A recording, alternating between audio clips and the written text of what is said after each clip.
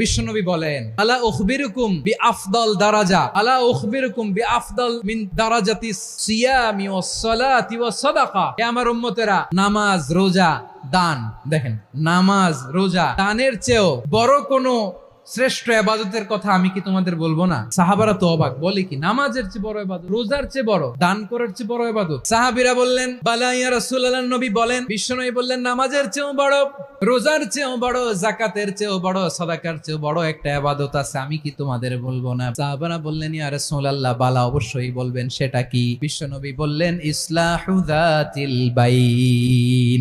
দুইজন যখন ঝগড়া লেগেছে, তোমার দুই ভাই যখন ঝগড়া লেগেছে, এই দুইজনের মধ্যে বিরোধ মিটিয়ে মীমাংসা করে দেয়া হচ্ছে সবচাইতে সেরা কাজ। দুইজন ঝগড়া লাগছে, ইসলাহু যাতিল বাইন, দুইজনের মধ্যে মিলিয়ে দেয়া, এটা নামাজ, রোজা, সাদাকার চেয়ে বেশি সওয়াব। সুবহানাল্লাহ, এত আস্তে।